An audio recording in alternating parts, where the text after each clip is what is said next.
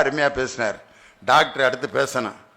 சில டாக்டர்லாம் யாரு பெரிய டாக்டர்னாக்க பேசாமே இருப்பார்ல, அவர் தான் நல்ல டாக்டர். நம்ம எவ்வளவு வியாதியை உசுரை கொடுத்து கத்துனாலும் சில டாக்டர் அந்த சார் காலையில இருந்து ஒரே தலை சுத்துது சார், கொமுட்டி வருது சார், கீழே தள்ளுது சார், இந்த பக்கம் வலினாலும் வலி, அப்படி வலி சார், சாப்பாடு முடியல சார், பசிக்கல சார், ராத்திரி தூங்க முடியல சார், புரண்டு படுத்துக்கிட்டு இருக்கேன் சார். அந்த டாக்டரு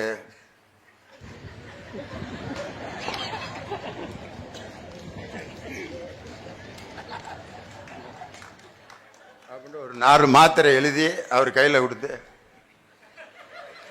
எங்க மருந்து கடை அங்கே போய் வாங்கிட்டு போயாங்கிறாரு. இந்த டாக்டரை யாராவது மதிப்பாங்கன்னு நினைக்கிறீங்க? ஆனால் எல்லாம் நினைப்பேன் அவர் பேசவே மாட்டாருங்க, நான் அருமையான டாக்டருங்கன்னு. ஆனால் எங்கள் டாக்டர் இருக்காரு, பேச விட்டா பேசிக்கிட்டே இருப்பார். காரணம் அவர் குழந்தைகளுடைய மருத்துவர். அதனால குழந்தைகள்கிட்ட பேசாம வைத்தியம் பண்ண முடியாது. அதனால பேசுகின்ற ஒரு மருத்துவர் ஜெயராஜமூர்த்தி அவர்களை எழுத்து என்ற அணிக்கு தன் கருத்துக்களை வழங்க உங்கள் பலத்த கரவொலியோடு மேடைக்கு அழைக்கின்றேன். வாங்க டாக்டர். தித்திக்கும் தெல்லமுதாய் தெல்லமுதின் மேலான முத்திக்கணியே முத்தமிழே, புத்திக்குள் உண்ணப்படும் தேனே, உயிர் தமிழை வணங்கி மகிழ்கின்றேன். பார்த்தாலும் நினைந்தாலும் படித்தாலும் படிக்க பக்கம் என்று கேட்டாலும் பரிந்து உள் உணர்ந்தாலும் ஈர்த்தாலும் பிடித்தாலும் கட்டி அணைத்தாலும் இத்தனைக்கும் தித்திக்கும் இனித்த சுவை கரும்பே, வேர்த்து ஆவி மயங்காது கனிந்த நறுங்கனியை மெய்மை அறிவானந்த விளக்கும் அருளமுதே தீர்த்தாவென்று அன்பரலாம் தொழ பொதுவில் நடிக்கும் தெய்வ நடத்தரசே என் சிறுமொழி ஏற்றருளே. வள்ளலாருடைய திருவருட்பாவை உச்சரித்து என்னுடைய உரையை துவக்குகிறேன். நடுவர் அவர்களே, மக்களுடைய சிந்தனையிலே மாற்றத்தை ஏற்படுத்துவது பேச்சா, எழுத்தா, பாடலா, திரையா? முதல்ல பேச ஒருத்தர் வந்தார்.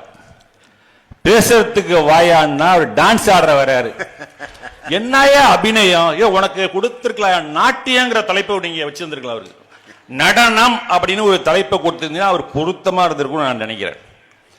பேச்சை விட அவர் கையை ஸ்க்ரூ போட்டு முடுக்கிறாரு, கழட்டுறாரு, கொரடு மக அதால பிடிங்கி இழுக்கிறாரு, என்னென்னமோ செய்யறாரு, வித்தை காட்டிட்டு இருக்காரு. என்னையா சொல்றீங்க நீங்க? பகத்சிங் பேசினா அதை பேசினா அதை பேசினாருங்கிற. பகத்சிங் ஒரு நூல் எழுதினாங்க, நான் ஏன் நாத்திகன் ஆனேன். பிரபலமான நூல். படிக்காதவர்கள் இங்க புத்தக கண்காட்சியில கிடைக்கும், போய் வாங்கி படித்து பாருங்கள். பல பேருடைய மனமாற்றத்திற்கு காரணமாக இருந்த நூல். லாகூர் சிறையிலே பகத்சிங் எழுதிய அந்த நூல். சிலப்பதிகாரத்தை பத்தி பேசுறீங்க. கண்ணகியினுடைய அந்த வரலாற்றை காப்பியமாக இளங்கோவடிகள் செய்ததனால்தான் இன்றைக்கு நாம் அதை படித்துக் கொண்டிருக்கின்றோம். போதிலா திருவிழால் புகழுடை வடிவு என்றும் தீதிலா வடமீனின் தீரம் இவள் திறம் என்றும் மாதரார் தொழுது ஏத்து வழங்கிய பெருங்குணத்து காதலால் பெயர் மண்ணும் கண்ணகி என்பால் மண்ணோ. நாளே வரியில கண்ணகியினுடைய பெருமையை இளங்கோவடிகள் அந்த பாட்டிலே வடிக்கிறார் என்றால் அதுதானே எழுத்தினுடைய மகிமை. தமிழாசிரியர் விஜயகுமார் அவர்களே, மாதவி எழுதிய கடிதத்தை படித்திருக்கிறீர்களா? மாதவி கோவலனுக்கு எழுதி அனுப்புகிறாள் ஒரு கடிதம். கோசிகன் என்பவன் எடுத்துச் செல்லுகிறான். மதுரைக்கு உள்ளே நுழைவதற்கு முன்பாக அந்த கடிதத்தை கோவலனிடம் தருகிறான் கோசிகன். ஆகா, அதுல சொல்லுகிறார், அடிகள் முன்னே யானடி வீழ்ந்தேன், வடியா கிளவி மணக்குழல் வேண்டும், குறவர் பணியன்றியும் குலப்பிராட்டியோடு இடவிடை கழுதற்கு என் பிழைப்பு அறியாது. இதெல்லாம் எழுதிட்டு சொல்வா. புரைதீர் காய்ச்சி புறையோய் போற்றி என்று அவள் என்ன சொல்லுகிறார் என்றால், நீ உன்னுடைய மனைவியோடு, உன்னுடைய சுற்றத்தாரோடு, உன்னுடைய தாய் தந்தையரோடு வாழ்ந்து கொண்டிருக்கக்கூடிய நீ நள்ளிரவிலே இந்த ஊரை விட்டு பிரிந்ததற்கு என்ன காரணம்? அதற்கு நான் எப்படி பொறுப்பாக இருக்க முடியும்? நான் என்ன தவறு செய்தேன்? நீ இருக்கின்ற திசை நோக்கி நான் வணங்குகின்றேன். நான் ஏதாவது தவறு செய்திருந்தால் என்னை பொறுத்தருள்வாய் என்று அந்த கடிதத்தில் எழுதி அனுப்புகிறாள். அந்த கடிதத்தை அந்த கோவலன் படித்துவிட்டு என்ன சொல்கிறான் தெரியுமா? இப்படிப்பட்ட ஒரு நாகரிகமான இந்த கடிதத்தை என்னுடைய தந்தையாரிடம் காட்டு. மாதவியை பற்றி அவர் தவறாக புரிந்து கொண்டிருக்கிறார். ஆனால் மாதவி என்பவள் எப்படிப்பட்ட ஒரு பண்புடையவள் என்று அந்த கடிதம் மூலமாக நிரூபிக்கப்பட்டிருக்கிறது என்றால் எழுத்தினுடைய மகிமையை தெரியாமல் அவர் பேசுகிறார். பாவேந்தன் பாரதிதாசனை பற்றி சொன்னீர்கள். ஏழெழுத்தின் கவி ஒன்று எழுதிட என்னை எழுது என்று சொன்னதுவான். ஓடையும் தாமரை பூக்களும் தங்களின் ஓவியம் தீட்டுக என்றுரைக்கும் காடும் கழனியும் கார் முயிலும் வந்து கண்ணை கவர்ந்திட எத்தனைக்கும் ஆடும் மயில் நிகர் பெண்கள் எல்லாம் உயிர் அன்பினை சித்திரம் வரை என்று உரைப்பர். சோலை குளிர்தரு தென்றல் வரும், பசு தோகை மயில் வரும், அன்னம் வரும், மாலை பொழுதில் மேற்றிசையில் மறைகின்ற மாணிக்க பருதி காட்சி தரும், வேலை சுமந்திடும் வீரரின் தோல் உயர் வெறுபென்று சொல்லி வரைக என்னும். அப்படியே வரிசையா சொல்லுவார். இவற்றிடையே இன்னலிலே என் தமிழ்நாட்டு மக்கள் துயின்றிருந்தார். அன்னதோர் காட்சி இரக்கம் உண்டாகி என் நாவியில் வந்து கலந்ததுவே. எதற்காக பாவேந்தன் பாட்டு எழுத வந்தான்? தமிழாசிரியர் விஜயகுமார் அவர்களே, உங்களிடத்திலே நான் கேட்கிறேன். இங்கு சூடு இன்றி, சொரணை இன்றி, தன்மான உணர்வு இன்றி, சுயமரியாதையின்றி, சிந்திக்க திராணியின்றி வாழ்ந்த மனிதர்களை அவன் செதுக்கினான்.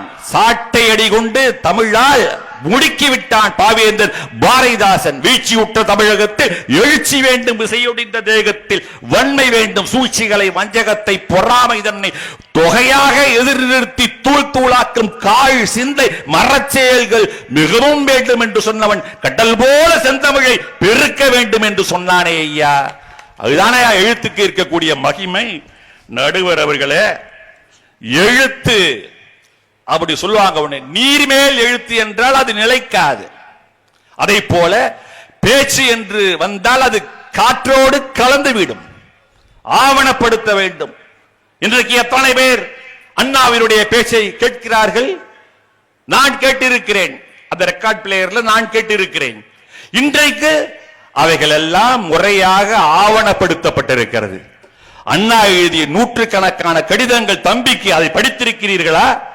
அண்ணா 10 திரைப்படங்கள் கிட்டத்தட்ட ஓரிரவு முதற்கொண்டு அண்ணா எழுதியிருக்கக்கூடிய நாடகங்கள், புதினங்கள், சிறுகதைகள், இவைகளை எல்லாம் படித்திருக்கிறீர்களா? அவர் தன்னுடைய கருத்தை அந்த புதினங்களின் வாயிலாக, நாடகங்களின் வாயிலாக எழுதினார். சிவாஜி கண்ட இந்து சாம்ராஜ்யம் என்கின்ற அந்த நாடகம் மறக்க முடியாத ஒரு நாடகம். அந்த நாடகத்திலே கணேசன் என்பவர் நடித்தார். அந்த நாடகத்திலே நடித்து புகழ் பெற்றதனால்தான் அவருக்கு சிவாஜி கணேசன் என்கின்ற பெயரையே தந்தை பெரியார் சூட்டுகிறார் என்றால் அண்ணாவினுடைய எழுத்தினுடைய மகிமை அது. நிறைய சொல்லிக்கிட்டே போகலாம் விஜயகுமார் அவர்களே. திருக்குறள் ஒன்று போதும் சாட்சி. பல பேருடைய மனமாற்றத்திற்கு காரணம் உலக பொதுவரையாம் திருக்குறள். அப்படிப்பட்ட அந்த திருக்குறள் எழுத்தால் எழுதப்பட்டிருக்கிறது. 1330 அருங்குறள் இன்றைக்கு நமக்கு கிடைத்திருக்கிறது என்று சொன்னால், வள்ளுவர் செய் திருக்குறளை வருவர நன்கு உணர்ந்தோர் உள்ளுவரோ மனுவாதி ஒரு குலத்துக்கு ஒரு நீதி என்கின்ற ஒரு சித்தாந்தத்தை நமக்கு வகுத்து தந்த அந்த வள்ளுவனே சொல்லுகிறான், என்னென்ப ஏனை எழுத்தென்ப இவ்விரண்டு கண்ணென்ப வாழும் உயிர்க்கு. என்னையா மறந்துட்டு அதெல்லாம் பேசுறீங்க? திருவள்ளுவர் போய் எங்கேயா பேசினார்? என்னும் எழுத்தும் கண்ணனடத்தாகும்.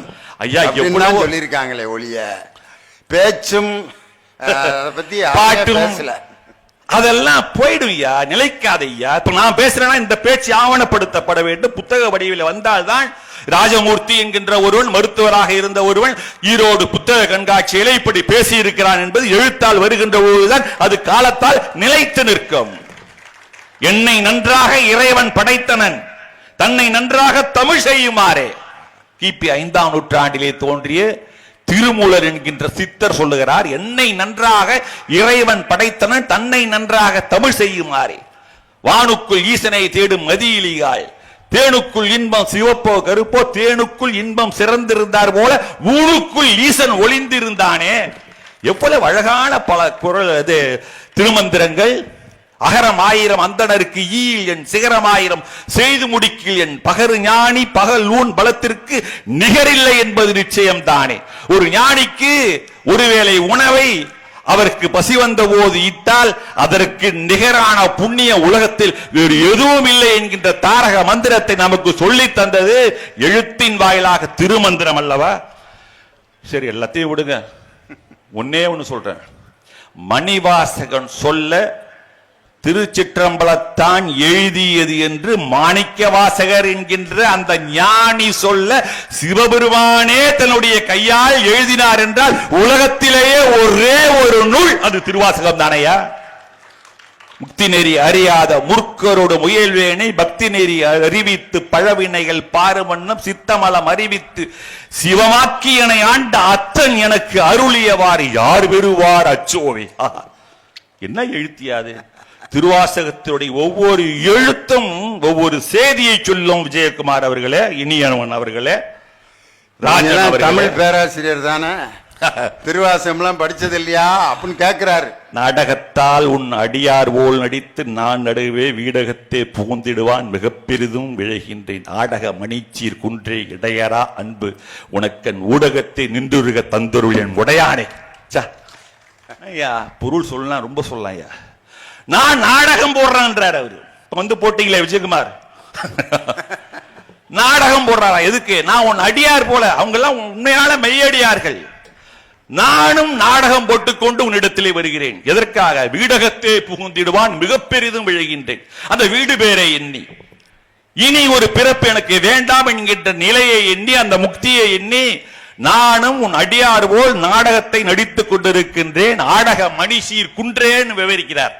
இடையரா அன்பு உனக்கு என் ஊடகத்தை, என் உடம்புக்குள், என் உயிருக்குள், என் மனதிற்குள் உன்னுடைய இடையரா அன்பு புகுந்து என்னை ஆட்செய்ய வேண்டும். அதுதான் எனது வேண்டுகோள், எனது வழிபாடு என்று மாணிக்க வாசகர் எழுத்தால் அல்லவா இறைவனை எழுதி வைத்தார்.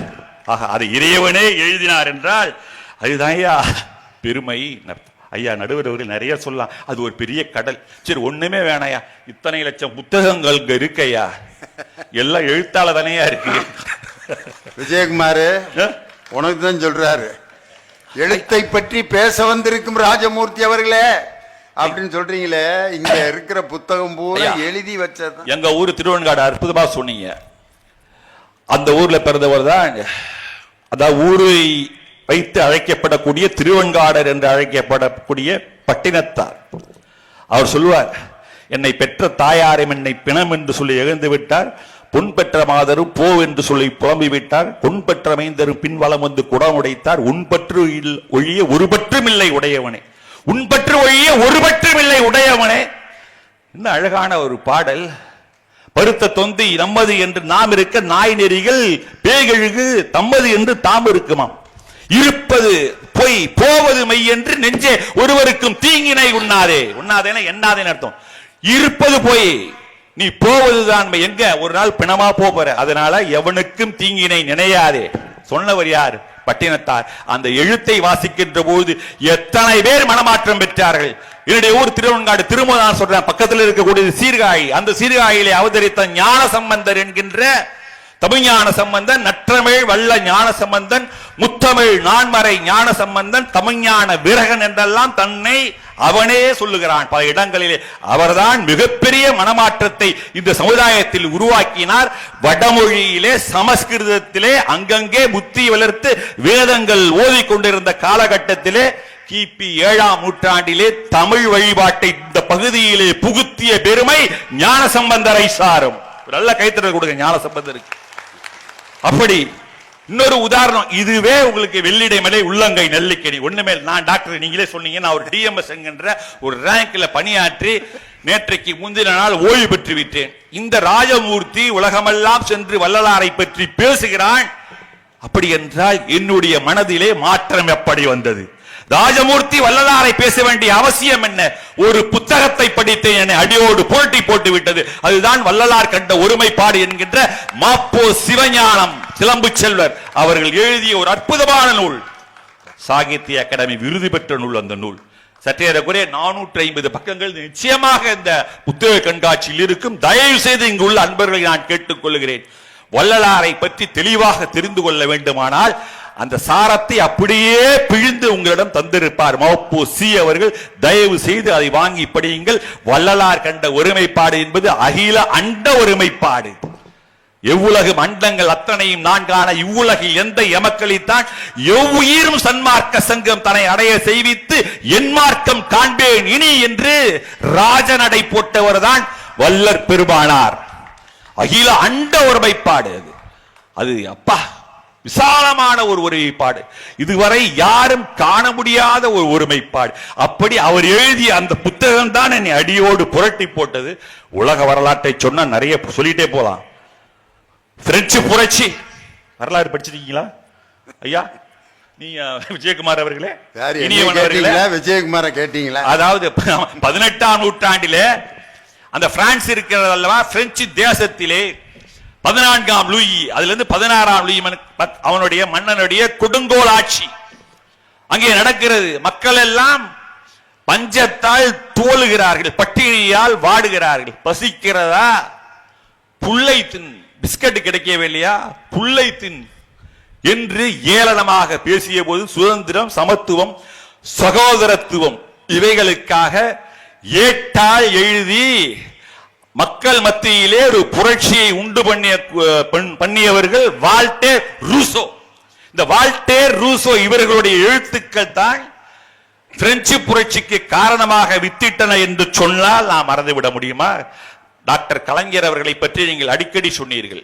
அவருக்கு பிடித்த ஒரு காவியம் மார்க்சிம் கார்கி, மார்க்சிம் கார்கியினுடைய தாய் காவியம். அது ரஷ்யா மொழியில் எழுதப்பட்டது. பாட்டாளி வர்க்க இயக்கத்தினுடைய பிதாமகராக கருதப்படக்கூடிய மார்க்சிம் கார்கி புரட்சிகர தொழிலாளர் வர்க்கத்தினுடைய ஒரு எழுச்சிமிகு சிந்தனையாளராக உருவாகிய அந்த எழுத்து இன்றைக்கு பாட்டாளி வர்க்கத்தினுடைய அவர்களுடைய வாழ்விற்கு வித்திட்டது என்று சொன்னால் அது மிகையாகாது. கலீல் ஜிப்ரானுடைய கவிதைகள் உலகமெல்லாம் இன்றைக்கு பேசிக் கொண்டிருக்கிறது. பெற்றோர்களே, உங்களுடைய குழந்தைகள் உங்கள் மூலமாக வந்தவர்கள், உங்கள் மூலமாக வந்தவர்கள், அவ்வளவுதான். உங்களுடைய எண்ணங்களை எல்லாம் அவர்கள் மீது திணிக்காதீர்கள். இன்றைக்கு கூட அது தேவைப்படுகிறதே அந்த எண்ணங்கள். நீ டாக்டராகத்தான் வர வேண்டும், நீ டாக்டருக்கு படி, டாக்டருக்கு படின்னு சும்மா இருந்தவனை ஏத்தி விட்டு உசுப்பேத்தி அவனுக்கு நீட்ல மார்க் கிடைக்கிறானா போய் தற்கொலை பண்ணிக்கிறானே. அதுக்கு தயார் சொல்றாரு கலீல் ஜிப்ரான், அவனை அவனுடைய விருப்பம் போல் விட்டு விடு, அவனுடைய எண்ணம் எதுவோ அப்படி ஆகிவிட்டு போகட்டும். ஆகவே உயர்ந்த சிந்தனைகள் என்னாலும் நிலைத்து நிற்கும். பேரறிஞர் அண்ணா அவர்களுடைய எழுத்து, கலைஞர் அவர்களுடைய எழுத்து, பரணி பலபாடி பாங்குடன் வாழ்ந்த தமிழகத்தில் சொரணை சிறிதுமில்லாத சுயநலத்து சோதாக்கள் ஒன்று கூடி வருணத்தை நிலைநாட்ட வகையின்றி கரணங்கள் போட்டாலும் மரணத்தின் உச்சியிலே மானங்காக்க மரத்தமிழா நீ போராடு. கலைஞர் எழுதுகிறார். எப்ப 1944 எழுதுறார் பாருங்க. என்னையா வாசகம் பாருங்கயா. பரணி பலபாடி பாங்குடன் வாழ்ந்த தமிழகத்தில் சுரணை சிறிதுமில்லாத சுயநலத்து சோதாக்கள் ஒன்று கூடி வருணத்தை நிலைநாட்ட வகையின்றி கரணங்கள் போட்டாலும் மரணத்தின் உச்சியிலே மானம் காக்க மரத்தமிழா போராடு என்று ஒரு போராட்ட உணர்வை தூண்டிவிட்டவர் கலைஞர். அவருடைய எழுத்துக்கள் சங்க தமிழை நமக்கு புதுமையாக்கி தந்தது. குடிசைதான் ஒரு உரத்தில் கூறிய வேல்வாள் வரிசையாய் அமர்ந்திருக்கும் மையத்தை பிடிப்பதற்கு வெண்பகையை முடிப்பதற்கு வைத்த படைக்கலங்கள் மின்னும் மிளிரும் புலியின் குகையினிலே அழகில்லை புதுமை அல்ல மானமும் கீழ்த்தன்மையும் கீழ்காட்டா மானத்தின் உறைவிடம் மரவன் மாளிகை. ரொம்ப கஷ்டம். மரவன் மாளிகை என்றெல்லாம் அட்டகாசமாக எழுதுவார். ஓடி வந்தான ஒரு சிறுவன் அவர் சொல்வார், ஆடி வந்த சிறுமி போல் பெருமூச்சு வாங்குகின்றாய் ஆண்மகனா நீ தம்பி, பேச்சுக்கு பேச்சு இடைவெளி விடட்டும் அப்படின்னு சொல்லுவார். அட்டகாசமாக அவர் சங்கத்தமிழை நமக்கு எளிமையாக்கி தந்திருப்பார். மூச்சுக்கு மூச்சு இடைவெளி விட்டு பின்பு பேச்சுக்கு தூக்கம் செய்ய என்பார். அந்த கிண்டலுக்கு பேர் போன கேட்டு தமிழச்சி நடுவர்களே, நான் எப்போ படிச்சது இன்னும் ஒருத்தர் இன்னும் திரும்பி எடுத்து படிக்க ஆரம்பிக்கணும். இந்த டிஎம்எஸ் ஆனதுக்கு அப்புறம் அதுக்கப்புறமா அந்த இஎஸ்ஐ டிஎம்எஸ் கிட்டத்தட்ட 3 வருஷம் என்ன போட்டு சக்கையா பூஞ்சிட்டாங்க. நான் எதையுமே எடுத்து படிக்க முடியல. இதனால எனக்கெல்லாம் நல்லா சரளமா வரக்கூடிய நல்ல பாடல்கள் திரும்பவும் எடுத்து மறுவாசிப்புக்கு உட்படுத்தி நான் பேச வேண்டும். ஆகவே எதற்கு நான் சொல்லுகிறேன் என்றால், பாரதிதாசன் சொன்னார், பாரதிய சொன்னார், அவருக்கு தகுந்து சொல்லிட்டு போனாரு. எமக்கு தொழில் கவிதை நாட்டிற்கு உழைத்தல் எமழ்வோதும் சோராது இருத்து. அவன் தான் பாட்டால் இங்கே மக்களிடத்திலே ஒரு மிகப்பெரிய சீர்திருத்த சிந்தனையை தூண்டிவிட்டவன், பெண்ணடிமை விடுதலையை தந்தவன், சாதி மத ஒழிப்பிற்கு பாட்டுகள் பல பாடியவன் யார்? பாரதி அல்லவா? உள்ளத்திலே உண்மை ஒளி உண்டாய் வாக்கினிலே ஒளி உண்டாம். வெள்ளத்தின் பெருக்கை போல் கலைப்பெருக்கும் கவிப்பெருக்கும் மேவுமாயின் பள்ளத்தில் வீழ்ந்து கிடக்கும் குருடரெல்லாம் விழிபற்று பதவி கொள்வார். தெல்லுற்ற தமிழமுதின் சுவை கண்டார், இங்கு அமரர் சிறப்பு கண்டார். என்னையா பாட்டு? அது யார் எழுதினது? பாரதி எழுதியதல்லவா? ஆத்திச்சூடி இளம்பெரி அணிந்து மோனத்திற்கு முழுவன் மேனியன் கருநீர கொண்டுபால் கடல் விசை கிடப்பன் மகமது நபிக்கு மறையருள் புரிந்தோர் இயேசுவின் தந்தை என பல மதத்தினர் உருவகத்தாலே உணர்ந்து உணராது பல வகையாக பரவிடும் பரம்பொருள் ஒன்றே அதனியல் ஒளியுறும் அறிவாம். அதனிலை கண்டார் அல்லலை அகற்றினார் அதனருள் வாழ்த்தி அமரவாழ்வு எழுதுவோம் என்கின்ற அருமையான கடவுள் வாழ்த்து ஒருமைப்பாட்டு உணர்வை தூண்டக்கூடிய கடவுள் வாழ்த்து பாட்டு அல்லவா? இயேசுவை சொல்லுகிறார், அல்லாவை சொல்லுகிறார், விஷ்ணுவை சொல்லுகிறார், சிவனை சொல்லுகிறார். இப்படி எல்லா கடவுளையும் கொண்டு வந்து நிறுத்தி ஒரு கடவுள் வாழ்த்து பாடலை நமக்கு எழுத்தால் தந்த பாரதி அதனால்தான் இன்றைக்கும் வாழ்ந்து கொண்டிருக்கிறார் என்பதை தயவு செய்து மறந்துவிட்டு பேசாதீர்கள். தொல்காப்பியம் அன்றைக்கே எழுதப்பட்டது. அதிலிருந்து இன்றைக்கு வைரமுத்து வரை அவர்களுடைய எழுத்துக்கள். முடிச்சுட்டு கடைசி நிறைவான ஒரே ஒரு விஷயம் முடிச்சுட்டு அவ்வளவுதான். தொல்காப்பியம் மறக்க முடியுமா? கிமு. அது எப்போது எழுதப்பட்டது? பல பேர் பலவிதமாக சொல்லுகிறார்கள். தமிழறிஞர்கள் பல பேர் வந்திருக்கிறார்கள். அது என்ன சொல்லுகிறது? கல்வி தருகன் புகழ்ச்சி கொடை என சொல்லப்பட்ட பெருமிதம் நான்கே. ஏங்க, கிறிஸ்து பிறப்பதற்கு 500 ஆண்டுகளுக்கு முன்பாகவே ஒரு தமிழ் புலவன் நமக்கு வாழ்க்கைக்கு பெருமை தரக்கூடியது 4 விஷயங்கள் என்று அதில் அடக்குகிறான் என்றால் அதுதான் தொல்காப்பியன். கல்வி மனிதனுக்கு ரொம்ப ரொம்ப அவசியம். தருகன் அஞ்சாமை, நிலத்திலே அநீதி நடக்கிறது என்றால் எதிர்த்து போராடக்கூடிய துணிச்சல் வேண்டும். புகழ்ச்சி, புகழ் என்றால் உயிரையும் கொடுப்பர். பழி என்றால் உலகுடன் பெரிதும் கொள்ளலர். நம்முடைய சங்க இலக்கியம் பேசுகிறது. அவைகள் எல்லாம் பாட்டாக உ.வே.சா அவர்கள் தொகுத்து நமக்கு தந்திருக்கிறார்கள் என்ற அந்த எழுத்து நிலைப்பதால் தான் இன்றைக்கு தமிழே செவ்வியல் மொழி என்று அழைக்கப்படுகிறது.